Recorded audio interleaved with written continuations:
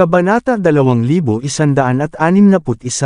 Natigilan si Peyton Horan. Ito ang plaka ng aking ama. Basagin ito, sigaw ni Harvey York. Si Peyton at ang mga bodyguard sa likod niya ay galit na kumikislap ang mga mata. Tanging si Harvey lamang ang nang-ahas na sirain ang plaka ng ama ni Peyton sa harap ng sariling mga mata ni Peyton. Ngunit pagkatapos ng mahabang sandali na pagninilay-nilay, nagpasya si Peyton ng mag-isa. Hinawakan niya ang plaka at ibinagsak iyon sa lupa na hindi makapaniwala ang mukha. Mga bitek, crack, sa kapangyarihan ni Peyton, ang plaque ay agad na nasira. Isang metal na hiyaw ang umalangaw mula sa plaque, at gamulong ito sa isang sulok ng Ancestral Hall. Kasabay nito ang paglabas ng makapal na itim na usok mula sa placard, na naging dahilan upang manginig ang mga nasa malapit. Agad na humakbang si Harvey at sinipa ang placard sa gitnang damuhan. Sa ilalim ng nagniningning na sikat ng araw, mas maraming itim na usok ang makikitang bumubuhos mula sa plaka, na nagpapakita ng isang makamulto na mukha sa kalangitan, nakangiti ng malungkot, bago naglaho sa kawalan. Mabilis na kinuha ni Harvey ang plaque at inilagay sa ulo ni Talia Horan. Isang sinag ng puting liwanag ang sumilay mula sa plaka patungo sa kanyang ulo. Kasabay nito, ang plaka ay agad na naging alikabok bago ito nahulog sa lupa. Bastos! Nagngangalit si Peyton sa galit. Ang mga naninirahan sa Island Nation dito ay mabilis na mamatay. Ngumiti si Harvey. Hindi na kailangang maging labis, Senior Horan. Ang mga ordinaryong taga-isla ay hindi man lang nagpaplano na gawin ang ganoong bagay. Mga militante lang ang gagawa ng ganito. Bibigyan kita ng patas na pahayag para sa pangyayaring ito. Ito ay maginhawa para sa akin pa rin. Sa takip silim, dumating si Sakura Miyamoto sa Island Villa. Si Sakura ay nagsuot ng nakakatakot na ekspresyon habang nakatingin sa silver mirror na hindi masyadong malayo sa kanya. Puno ng bitek ang salamin. Nangangahulugan ito na ang plano laban kay Peyton ay nabigo ng husto. Imbestigahan mo agad ang sitwasyon. Sino ang sumisira sa plano ngayon? At hulihin mo si Griffin Young para sa akin. Gusto kong malaman lahat ng nangyari. Nabasag ni Sakura ang isang Katanji tanging kasangkapan habang humihingal. Ayon sa plano, magagamit ng mga taga-isla si Peyton at kontrolin ang isang bahagi ng Dragon Cell para gawin ang kanilang bidding. Si Peyton ang kanilang pangunahing target matapos mapag-isipan na siya ang pinakamadaling boss na haharapin sa Dragon Cell. Ngunit pagkatapos ay ang kanilang maingat na isinaayos na mga plano ay nabigo pa rin sa huli. Ni hindi nila kilala ang taong sumira sa plano. Si Sakura ay nanggagalaiti sa galit, ngayon ay narito upang magbulalas dahil sa pangyayaring iyon. Isang matangkad na lalaki na nakasuot ng tradisyonal na kasuotan ng Island Country ay tuloy-tuloy na naglakad pasulong sa maikling distansya, pagkatapos ay yumuko kay Sakura. Huwag kang magalit, Junior. Napag-usapan na ni Sensei ang tungkol dito. Ang tao ay nagmumungkahi, ngunit ang Diyos ang nagpapasya. Kahit na nabigo ang plano, hindi ibig sabihin na hindi na natin kaya. Wala lang tayong swerte. Oo, wala lang tayong swerte. Medyo nabawi ni Sakura ang kanyang composure. Speaking of luck, parang mabibigo ang mga plano natin sa tuwing makakasalubong natin ang lalaking iyon, si Harvey, tahimik na sabi ni Sakura. Huwag mong sabihin sa akin sa pagkakataong ito dahil sa kanya muli. Mabilis na nak-contact ni Sakura ang ilang tao sa pamamagitan ng kanyang cellphone. Madilim ang kanyang mukha na parang gabi pagkatapos. Harvey York, sigaw niya na puno ng galit. Ikaw na naman. Sa pagkakataong ito, gusto ko nang mamatay ka. Patayin ka. Papatayin ka. Kinabukasan, sa hapon, pinaandar ni Harvey York ang kanyang sasakyan sa VIP lane ng Mordo International Airport at naghintay. Lumipas ang isang oras, hindi pa rin nagpapakita ang taong inaasahan niya. Hindi maiwasan ni Harvey na mag-alala. Kinuha niya ang cellphone niya para tawagan ang pamilyar na numero. Ang numero na iyong nadial ay kasalukuyang hindi maabot. Pakiusap, tumawag ka muli mamaya. Napakunot ang noo ni Harvey matapos marinig ang voice recorder. Si Mandy Zimmer ay karaniwang isang maagang tao. Dahil sinabi niyang darating siya ng alas 12, normally hindi siya mahuhuli. Pumunta si Harvey sa lobby at nagtanong tungkol sa flight ni Mandy. Ipinaalam sa kanya na dumating na ang kanyang flight mahigit 1 oras na ang nakalipas. Nataranta si Harvey. Pagkatapos ay tinawagan niya si Cynthia Zimmer habang hinihimas ang kanyang mga sentido. Agad na ibinaba ni Cynthia ang telepono at nagpadala ng address. Mordo Broadway. Naningkit ang mga mata ni Harvey. Ang isang ordinaryong tao ay hindi magkakaroon ng ganoong uri ng pera para gumastos doon. Kahit si Cynthia ay bihirang pumunta sa mga ganoong lugar, ngunit mula nang ipadala niya sa kanya ang address na tigilan siya. Inapakan ni Harvey ang pedal at pinaandar ang kanyang sasakyan. Makalipas ang kalahating oras, huminto ang kotse ni Harvey sa pasukan ng Mordo Broadway. Naka-cross arms siya habang papasok ng building. Matapos umakyat sa ikatlong palapag, maraming pamilyar na mukha ang lumitaw sa bulwagan. Nandoon sina Lillian Yates, Simon Zimmer, Mandy at Cynthia. Bukod sa kanila, may 2 pang tao na hindi dapat naroroon. Si Lucy Lowe at Hector Thompson. Sinusubukan ni Lucy ang kanyang makakaya na pasayahin si Hector sa ngayon. Si Hector naman ay kumikinang ang mga mata habang nagpapakita ng walang pakialam na ekspresyon. Sina Lillian at Simon ay parehong nasisiyahan ng ekspresyon sa kanilang mga mukha. Samantalang sina Mandy at Cynthia ay may malamig na ekspresyon. Medyo natigilan si Harvey. Alam niyang magse-set up si Lucy ng date sa pagitan nina Mandy at Hector para sa kapakanan ni Lillian. Pero hindi niya akalain na sobrang excited si Lillian to the point na sasabihin niya kay Mandy na patayin ang phone niya at mag-set up ng date pagkarating nila. Bahagyang ipinikit ni Harvey ang kanyang mga mata, saka dahan-daang naglakad patungo sa kanila. Ang tinatawag na date na ito ay malinaw na walang galang kay Harvey. Tutal, kasal na sila ni Mandy. Ipinakilala si Mandy sa iba bago pa man sila maghiwalay. Walang nagseryoso kay Harvey. Bago pa man makalapit si Harvey, tumunog ang cellphone ni Hector. Nagmamadali siyang pumunta sa isang bakanteng kwarto at tinanggap ang tawag doon. Lalong nasisiyahan si Lillian na para bang tinitingnan niya si Hector na para bang biyenan niya ito. Habang nakangiti pa rin si Lillian, nakita niya si Harvey na naglalakad ng pasulong na walang ekspresyon sa gilid ng mga mata. Bastos, paano niya nalaman na nandito kami? Di ba sabi ko sa inyong lahat, patayin niyo ang phone niyo? Ngayong lumitaw ang karumal-dumal na ito, ano ang mangyayari kung magalit si Young Master Thompson tungkol dito? Ang ekspresyon ni Lillian ay naging lubhang nakakatakot sa sandaling iyon. Pinlano niya ang lahat para lang makilala ni Mandy si Hector, pagkatapos ay palayasin si Harvey sa pamilya pagkatapos na napagtanto kung gaano siya kawalang silbi.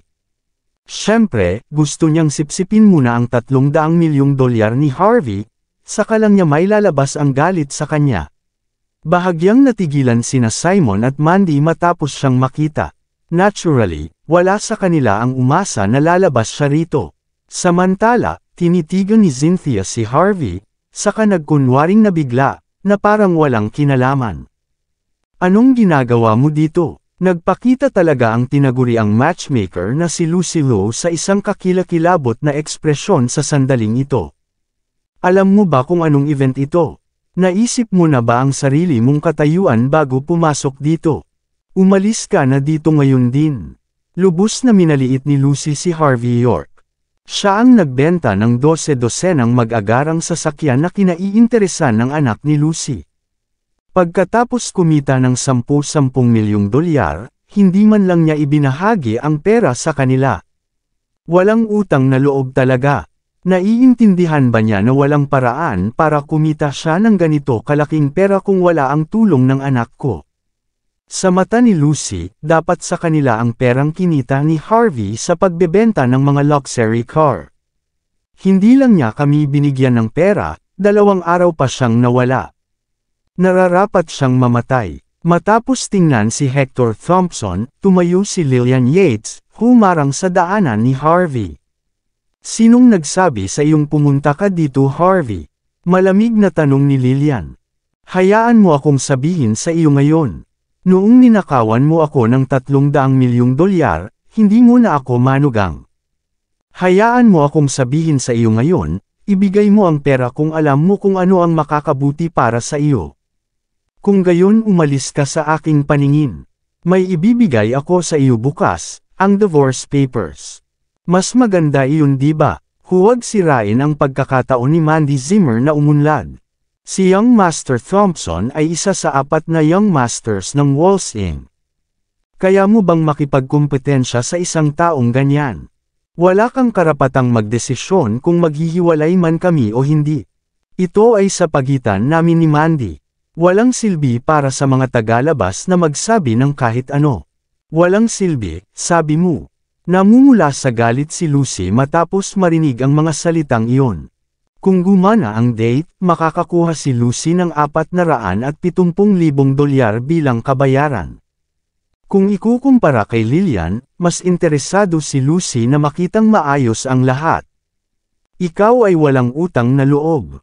Walang kabuluhan na sabihin mo ang lahat ng ito. Bulalas ni Lucy, sabay turo sa ilong ni Harvey. Hayaan mo akong sabihin sa iyo ngayon. Mula noong sinaunang panahon, ang mga kasal ay isinaayos sa pamamagitan ng utos ng mga magulang at ng matchmaker. Dahil hindi ka nakinikilala ng sarili mong biyenan. Wala ka talaga, bakit hindi ka nalang umalis dito ng payapa? Para kay Lucy, maaaring hindi niya makuha ang $10 milyong na kinita ni Harvey. Ngunit ang kanyang $470,000 na bonus ay abot kamay na ngayon. Hindi siya titigil sa wala para makuha ang kanyang pera. Nabalisa si Lillian nang muling sumulyap kay Hector. Matapos makitang nasa tawag pa rin siya sa telepono, sinimulan niya itong buksan ng mas malapit. Harvey, maaari ka bang maging mas makatwiran? Sabi ni Lillian na mapait, at sinusubukang bigyan ng katiyakan si Harvey. Ikaw lamang ang manugang ng pamilyang Zimmer na nakatira, ngunit tingnan mo ang iyong katayuan at pagkakakilanlan ngayon. Sa tingin mo babagay sa iyo ang pagiging manugang ng pamilya. At bukod pa rito, si Mandy ang pinuno ngayon ng ika-9 na sangay sa pamilyang Jean. Sa tingin mo ba may karapatan ka pa bang makasama siya? Hindi ka maaaring magpatuloy sa paghabol sa isang tao na higit sa iyong makakaya. Ang isang lalaking tulad mo ay hinding-hindi makakasama ng isang Diyosang tulad niya. Kayong dalawa ay mga tao na mula sa dalawang magkaibang mundo. Ngayon, higit pa, since that's the case, why bother staying together? Kayong dalawa ay masasaktan lang kung magpapatuloy ito. Makinig ka sa akin. Simula ngayon, si Mandy na lang ang dapat mong hiwalayan. Maaari mong tahakin ang iyong landas na may magandang kinabukasan habang dinadala niya ang sarili niyang paghihirap. Magugustuhan ng lahat kung maglakad kayong dalawa ng magkahiwalay. At kung handa kang umalis, maaari akong humingi ng tawad sa iyo para sa lahat ng galit na naidulot ko sa iyo. Para sa isang tulad ni Lillian, ang kanyang reputasyon ay mas mahalaga sa kanya kaysa sa anumang bagay. Sobrang laki na ng respeto niya kay Harvey para lang humingi ng tawad. Walang ibang pagpipilian. Si Hector ang magiging paboritong manugang ni Lillian. He would try his hardest para hindi masira ni Harvey ang date niya. Si Lillian Yates ay halos nagmamakaawa kay Harvey York ngayon. Kung papayag si Harvey na umalis, luluhod pa si Lillian at humingi ng tawad sa kanya para sa isang mabuting manugang na tulad ni Hector Thompson. Hamalakhak si Harvey matapos makita si Lillian na lumulukso-lukso ng may pananakot at sinusubukang pasayahin siya ng sabay-sabay. Pagkatapos ay ibinaling niya ang tingin kay Mandy Zimmer. Mahigit 1 buwan na ang nakalipas mula nang magkita ang dalawa. Ang aura ni Mandy ay tila mas intuitive kaysa dati. Marahil ay lumaki siya ng husto dahil hinirang siyang pinuno ng sangay. Halos hindi siya makilala ni Harvey dahil sa sobrang pagbabago niya. Nang tingnan ni Mandy ang kanyang asawa na si Harvey, ang lamig ng mga mata nito na parang yelo. Wala siyang balak kausapin si Harvey.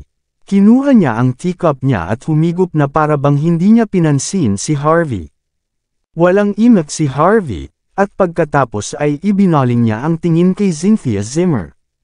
Napanganga si Cynthia na parang deserve ni Harvey na tulala siya. Na-realize niya na baka may sinabi si Cynthia kay Mandy. Hindi lang siya sigurado kung si Kate Walker o Yvonne Xavier ang insidente. Ganap na nabawi ni Lucy Lowe ang kanyang lakas ng loob matapos niyang makita si Mandy na tahasang hindi pinapansin si Harvey. Naglakad siya pa harap at ipinatong ang mga kamay sa mesa, saka malamig na tumingin kay Harvey. May sasabihin ako sa iyo, Harvey York. Si Young Master Thompson ay isang tunay na Young Master. Pumunta ka sa labas at tanungin ang sinuman kung ano talaga ang ibig sabihin ng titulong 4 na batang Panginoon ng Walls Inn. Attracted siya kay Mandy. Kung makikisali ka sa negosyo niya, mamamatay kang walang libingan kapag nalaman niya ito. Sinasabi ko ito sa iyo para sa iyong sariling kapakanan. Umalis ka na dito. Kung hindi ka aalis ngayon, baka mabundol ka ng kotse sa sandaling umalis ka sa Mordo Broadway. Pinandilatan ni Lucy si Cynthia na may malamig na ekspresyon sa mukha. Don't you dare make fun of me, Cynthia. Ikaw lang ang taong may aktibong telepono. Ikaw dapat ang nag-text kay Harvey. Alam mo ba ang ginawa mo? Paano mo nagawang pumunta dito ang bayaw na ito at sirain ang negosyo ng ibang tao? Huwag na nating pag-usapan ang tungkol sa pag-istorbo niya sa kapayapaan ni Young Master Thompson. Kung walang sapat na mataas na katayuan, walang pinapayagang pumasok. Mapapahiya lang siya kung patuloy siyang makipag-away sa atin, hindi mo ba naiintindihan? Kahanga-hanga ang ugali ni Lucy sa mga sandaling iyon, na para bang siya ay isang tiyahin na pinapagalitan ang mga tao sa kalye. Pumunta lang kami dito para gastusin ang pera namin kay Young Master Thompson. Lucy screamed at Cynthia while pointing at her. Kung malaman ni Young Master Thompson na hinahayaan namin si Harvey na gamitin ang kanyang reputasyon, paano natin siya mabibigyan ng patas na pahayag? Hindi kailangang sirain ng bayaw mo ang reputasyon ng sinuman. Kaya niyang pumunta na mag-isa. Sagot ni Cynthia sa mahinang boses. Natigilan si Lucy, pagkatapos ay mabilis na nagkamalay. Pumasok ka mag-isa. Ibig sabihin sinundan mo kami dito ha? Saway ni Lucy kay Harvey. Anong problema mo? May silbi pa ba para istorbohin mo pa kami? Hanggang ngayon ba hindi mo pa rin maintindihan? Ikaw at si Mandy ay nanggaling sa dalawang magkaibang mundo. Umalis ka na dito. Tigilan mo na kami sa panggugulo. Gusto talaga ni Lucy na umalis si Harvey para makakuha siya ng bonus. Gusto mong umalis ako? Napangiti si Harvey nang walang diretsyong sagot. Hindi ito ang bahay mo. Darating at aalis ako ayon sa gusto ko. Ito ay wala sa iyong negosyo. Lumayas ka dito. Ang isang mahusay na mangangalakal ay hindi nangangagat. Maraming salamat sa lahat ng sumusubaybay. Please subscribe and follow my YouTube and Facebook channel, Filipino Novel. Maraming salamat po. Alam ni Harvey York kung paano kumilos si Mandy Zimmer sa mga sitwasyong yon. Kung kailan magpapaliwanag na sana si Harvey, naglalakad na si Hector Thompson palapit sa lahat ng naka-cross arms pagkahang sa kanyang telepono. Nagkikislapan ang mga spark sa hangin habang saglit na nagkatitigan sina Harvey at Hector. Nang makita ang matangkad at gwapong lalaki na may ugali ng isang upperclassman, naintindihan agad ni Harvey kung bakit naakit si Lillian sa kanyang bagong manugang. Tiyak na mas makikinabang siya kay Hector kaysa kay Harvey sa paghusga sa labas. Napakaliit ng mundo, Sir York. Sinamaan ng tingin ni Hector si Harvey, saka sumili ang isang matamis na ngiti. Kamusta ka? Hindi nakita simula noong auction. Naging mabuti ako. Itatayo na ang Land H. Lujasyoy, mahinahong sagot ni Harvey. Anyway, kailangan kong magpasalamat para dito. Naningkit ang mga mata ni Hector sa sinabi ni Harvey. Nakipag-date ako kay Miss Zimmer ngayong gabi. Kung wala kang ibang gagawin, gusto mo bang sumama sa amin sa hapunan? Tumawa siya. Young Master Thompson, hindi mo ba alam na asawa ko si Mandy? Mahinahong tanong ni Harvey. Oh, ang tinig ni Hector ay parang nagulat bago tumawa.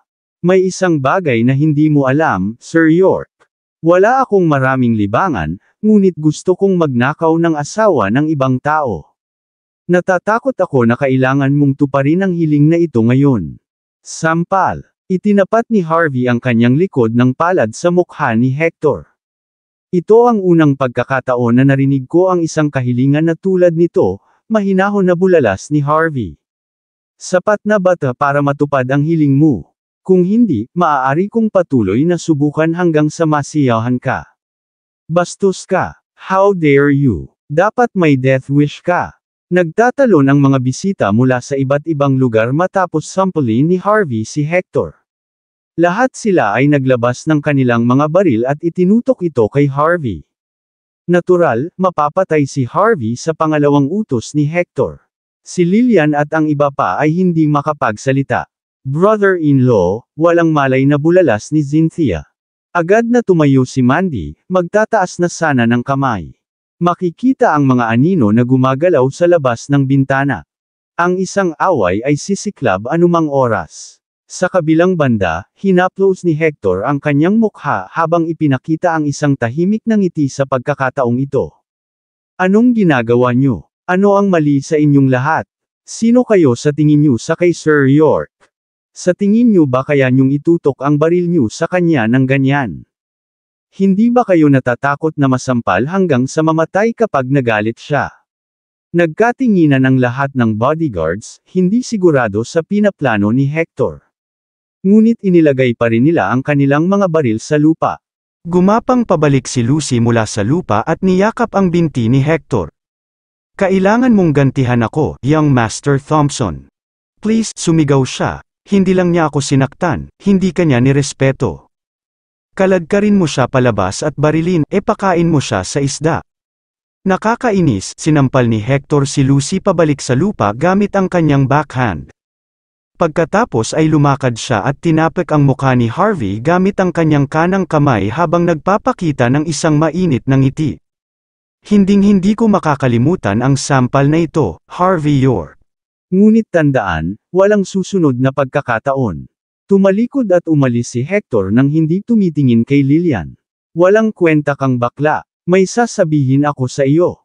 Kung magalit sa akin si Young Master Thompson dahil sa ginawa mo, bubugbugin kita hanggang mamatay.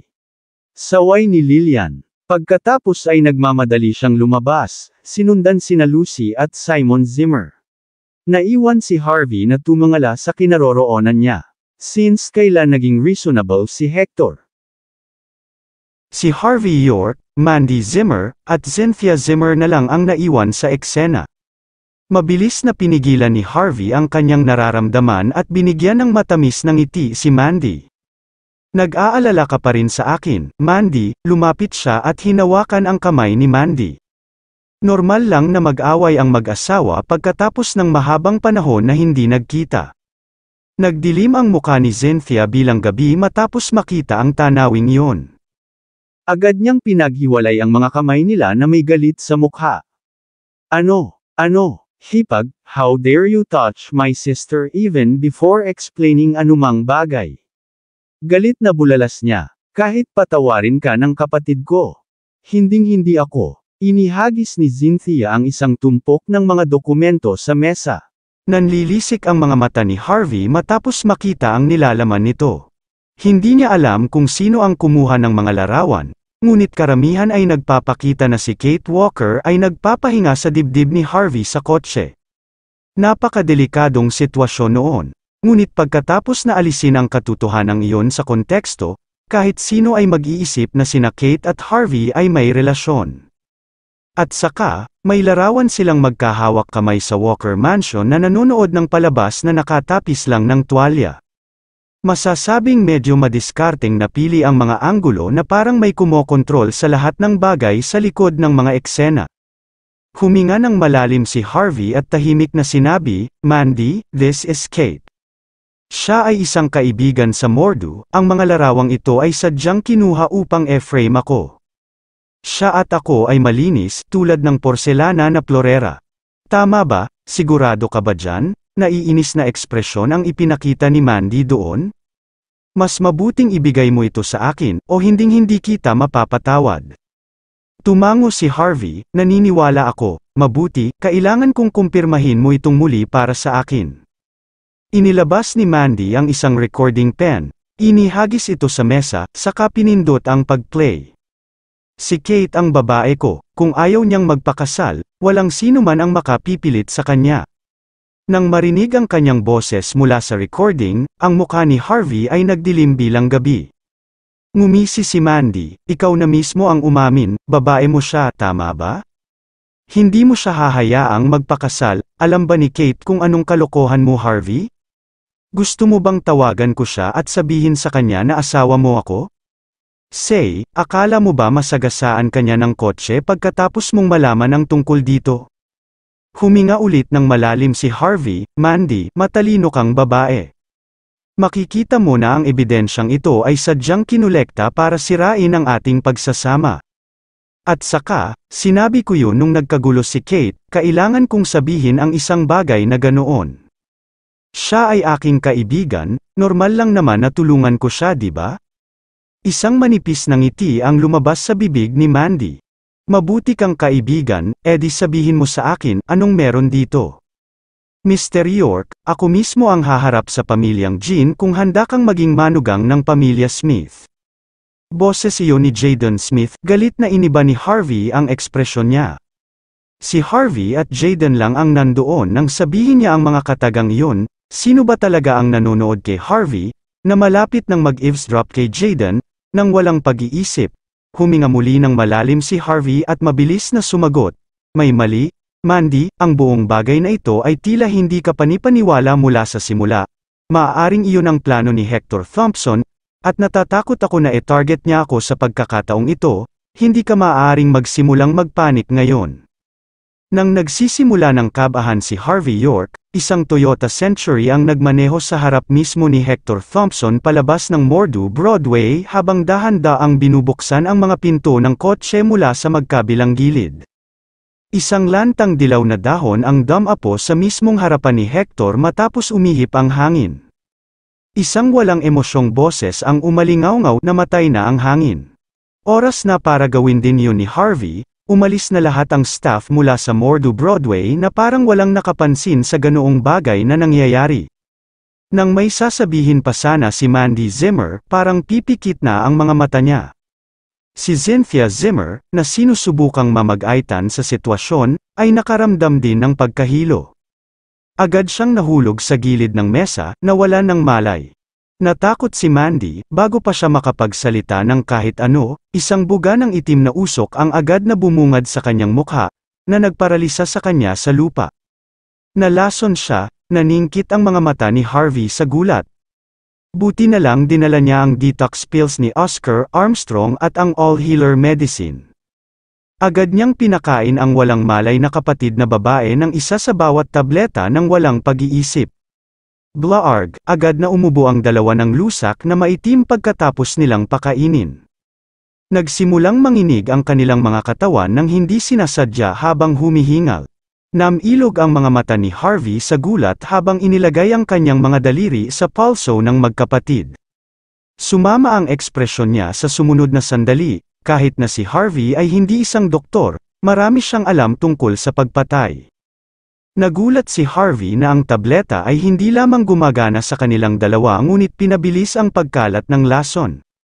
Para bang may nakakaalam na bibigyan sila ni Harvey ng dalawang gamot, pagkatapos na baguhin ang lason batay sa bisa ng gamot. Naturally, maaaring alam na ng kalaban ang totoong pagkatao ni Harvey. Hindi sila gagamit ng espesyal na dinisenyong lason na tulad nito kung hindi. Sayang walang oras para mag-isip ng ganito, kung lalong kumalat ang lason, malapit nang mamatay sina Mandy at Cynthia. Walang makapagbabalik sa kanila, hinampas ni Harvey ang kanyang palad sa puso ng magkapatid. Agad na umubo ng gamot ang dalawa sa sumunod na sandali. Maantala lamang nito ang pagkalat ng lason, ito ay hindi sapat upang malutas ang pinagbabatayan na problema. Kinailangan ni Harvey na selyuhan ang mga ugat ng magkapatid na nasa kanilang dibdib upang mapabagal ang sirkulasyon at mabawasan ang bilis ng pagkalat ng lason. Ito ay isang desperado na maniobra, kung ang isang antidote ay hindi makuha sa oras, o kung si Mandy at Cynthia ay kailangang ipadala kaagad sa ospital, maaari lamang silang tumagal ng 2 oras ng higit pa. Inilabas ni Harvey ang kanyang telepono at nagmamadaling nag-dial ng numero. Maya-maya ay umalingaw-ngaw ang boses ni Oscar mula sa kabilang panig ng telepono. CEO York, kailangan mo ba ng tulong sa isang bagay? Agad namang ipinaliwanag ni Harvey ang buong sitwasyon sa pinakamabilis niyang makakaya. Naging galit na galit ang ekspresyon ni Oscar, CEO York, matagal na sigurong may nagplano nito. Mukhang tina-target ng kalaban ang magkapatid na Zimmer pero hinahabol kanila. Huwag magpanik, sasakay ako ng military plane papuntang Mordo ngayon. Bigyan mo ako ng 3 oras, nagpadala si Oscar ng text message kaagad pagkatapos. Iyon ay mga tagubilin para sa paghahanda para sa aktwal na paggamot at paggawa ng swero.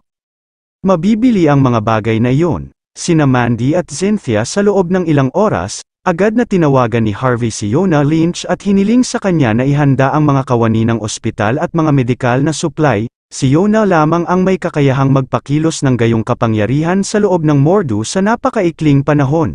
Ginawa ni Yona ang hiniling ni Harvey nang hindi man lang siya tinatanong. Nang may handa na ang lahat, nakahinga ng maluwag si Harvey. Ring, ring, habang si Harvey York ay hinihila ang sarili, muling tumunog ang kanyang telepono. Ang boses ni Rachel Hardy ay nanggaling sa kabilang linya.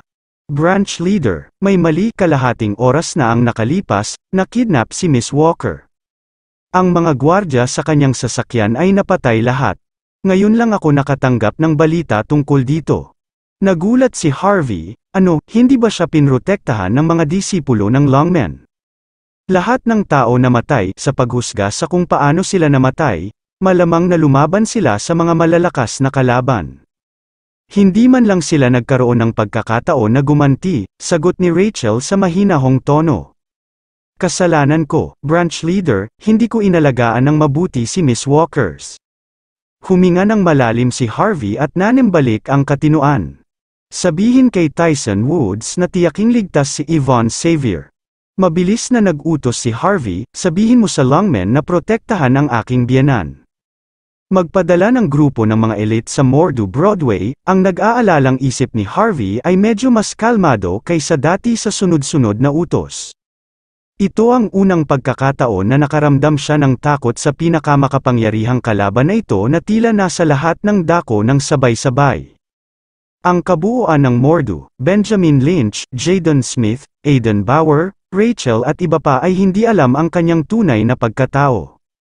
Walang paraan na malalaman nila ang tungkol sa drug ang dala niya at binalak laban sa kanya. Ang tanging taong nakakaalam ay ang pinakamahusay na eskrimador ng Shindan Wei, si Taro Akano. Nagkunwaring takot si Taro at isinuko pa ang sarili kay Harvey para lang magkaroon ng ganitong pagkakataon. Kung ganoon nga ang kaso, kanino pa tatutok si Taro? Pero kay Harvey, kusang sinipa ni Harvey sina Mandy at Cynthia sa isang ligtas na sulok. Kasabay nito ay agad siyang umatras swoosh sa pag-atras ni Harvey, isang anino na gumagapang mula sa likuran ang agad na tumalon habang hawak ang mahabang espada ng Islander, diretsyong hamampas sa ulo ni Harvey. Ang slash ni Zephyr, ang nawalang pamamaraan ng Shindan Wei ay agad na ginamit upang buksan ang tunggalian.